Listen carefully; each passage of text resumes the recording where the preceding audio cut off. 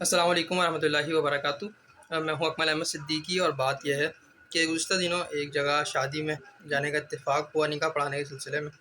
और इससे पहले भी कई एक दफ़ा जो है वो निकाह के सिलसिले में या रिश्तेदारों में या दोस्तों में शादी में जाने का इत्तेफ़ाक हुआ है।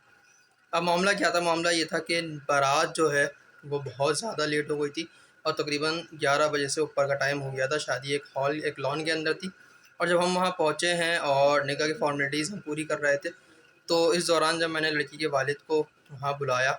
तो आप यकीन जानिए उस शख़्स के चेहरे पर इतनी ज़्यादा टेंशन, इतनी ज़्यादा परेशानी थी और उनका ध्यान यूँ समझ लें कि उस तरफ था ही नहीं।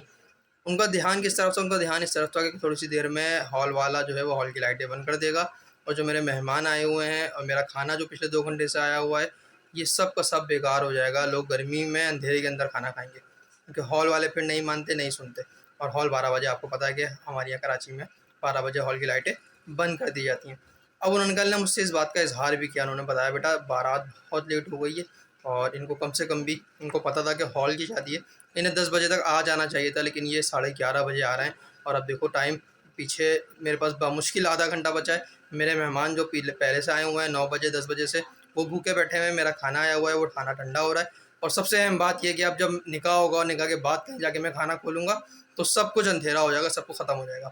तो खुदारा मेरी एहलियान कराची से बिलख़ुसूस गुज़ारिश है, क्योंकि कराची वालों का ये मिज़ाज बन चुका है कि बारातें रात को 12-12 1-1 बजे जाती हैं। मैंने खुद डेढ़-डेढ़ 2-2 बजे भी निकाह पढ़ाए हैं बारातों के अंदर। तो अल्लाह के लिए जो है वो बेटी के बाप पर, भाइयों पर रहम किया करें कि बड़ी मुश्किलों से, बड़ी जमा पूंजी से और बड़ी सालों की मेहनत के बाद जो है वो ये एक वक्त का खाना बेटी का बाप अरेंज करता है। उसकी ज़िंदगी भर की जमा पूंजी होती है, बाज़ औक़ात वो ये एक वक्त का खाना होता है, जो खाना नहीं होता, दरअसल उसकी इज़्ज़त होती है। दरअसल उसकी वो ज़िंदगी भर की इज़्ज़त होती है, जिसके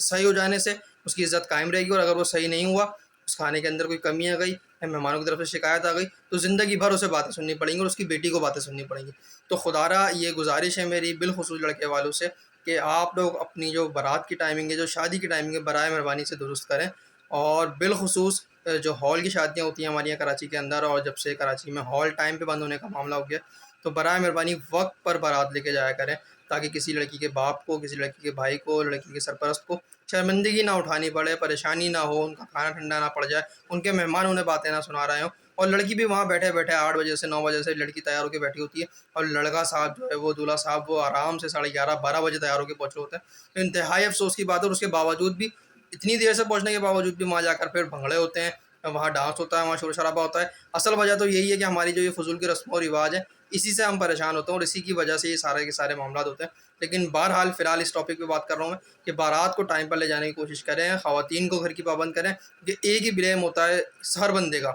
किसी से भी आप पूछ लें, एक ही ब्लेम होता है, वो ये होता है कि यार औरतें तैयार नहीं हुई थी, फलाँ औरत पार्लर गई हुई थी, फलाँ यहाँ तैयार हो रही थी, फलाँ वहाँ तैयार हो रही थी, औरतों की वजह से ताख़ीर हुई। तो बराए मेहरबानी मर्दों में इतना दम ख़म होना चाहिए, इतनी ज़रूरत होनी चाहिए कि वो अपनी औरत को जो कहें वो उस टाइम पर उस चीज़ को कर ले और फिर ऑन टाइम जो है आप अपनी तकरीब के अंदर पहुँच जाएँ। तो बराए मेहरबानी किसी की इज़्ज़त के साथ बिल्कुल भी ना खेलें। ये एक छोटा-सा मैसेज है, सिर्फ़ और सिर्फ़ इसलिए कि मैंने 1 नहीं, 2 नहीं, कई जगहों पर ये महसूस किया कि बारातें जब ताख़ीर से पहुँचती हैं, तो जो बाप होता है, जो बड़ा भाई होता है, जो उन तमाम चीज़ों को देख रहा होता है, तमाम सेटअप जिसके हाथ में होता है, वो इंतहाई टेंशन में आ जाता है, परेशानी में आ जाता है। तो फिर मेहमान जो होते हैं, आपको पता है मेहमानों को किसी तरीके से भी सुकून नहीं होता। मेहमान जो होते हैं वो शोर-शराबे कर रहे होते हैं, बातें सुना रहे होते हैं, बारात कब आएगी, बारात कब आएगी, कितनी देर लगेगी, इतनी देर क्यों हो गई और फलाँ और फलाँ और फलाँ और फलाँ। और फिर अगर खाना ठंडा हो गया, तो ज़िंदगी भर उस बाप को बेचारे को वो बातें सुननी पड़ेंगी कि भई इनकी बेटी की शादी में तो खाना ठंडा मिला था या सही नहीं मिला था, या इतनी ताख़ीर से मिला था कि हॉल की लाइटें बंद थी, हमने अंधेरे में बड़ी मुश्किलों से खाना खाया था।